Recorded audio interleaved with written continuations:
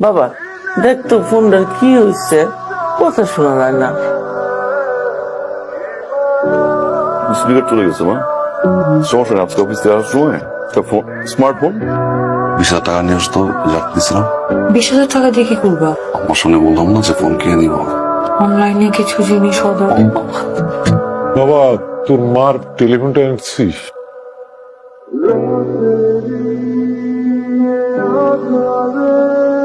বাবা, টেলিফোন আনার জন্য যে টাকাটা আমার কাছে ছিল ওটা আমি অনলাইনে খরচ করে ফেলছি, সেই জন্য এই মাসে টেলিফোনটা আনতে পারে নাই। নেক্সট মাসের বেতন থেকে কিনে দিবে বলছে। মা, আপনি ততদিন চাইলে আমার ফোনটা ইউজ করতে পারেন। সমস্যা নাই।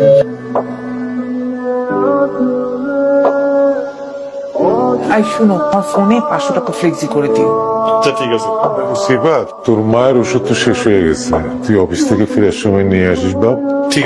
ঠিক আছে মানে তুমি ওষুধ আনবা কোথা থেকে? তোমার পকেটে 1 টাকাও আছে? আব্বা, ও তো এই মাসে বেতন পাইনি, ওর পকেটে 1 টাকাও নেই, কোথেকে ওষুধ আনবে বলেন? আসলে এই মাসের বেতন পাইনি। আব্বা, ফয়সালকে বলেন ও ওষুধগুলো এনে দিতে। ফয়সালকে তোর মার মোবাইলে কিনে দিতে পারে না, টাকা নাই বলে। ঠিক আছে দেখি।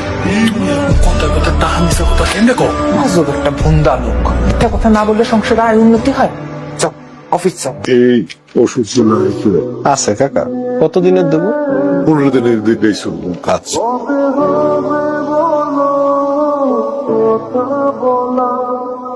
কাকা 2230 টাকা দাম হয়েছে। আমি ওই 2 দিন পরে এসে টাকাটা দিয়ে দেবো।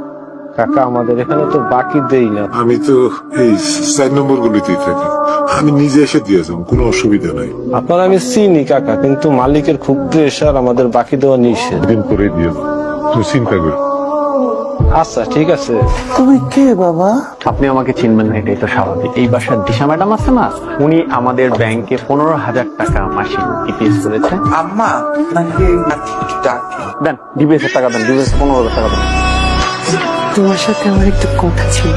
এইভাবে ভাড়া বাসায় আর কতদিন? আমি ভাবছি আমরা একটা ফ্ল্যাট নিব। না মানে এখন না, টাকা পয়সা জমাই তারপর একটা ফ্ল্যাট। আমার খরচ, তোমার খরচ।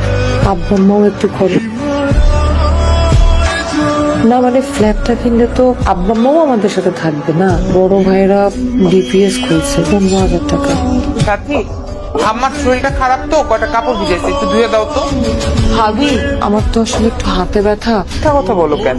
এই তো তুমি মোবাইল টিপতেছিলা, মোবাইল টেপার সময় হাত ব্যথা করে না? না সাথী নিচ্ছে কি হয়েছে বলো। শোনো, আমি আর 1 মুহূর্ত এই বাড়িতে থাকবো না।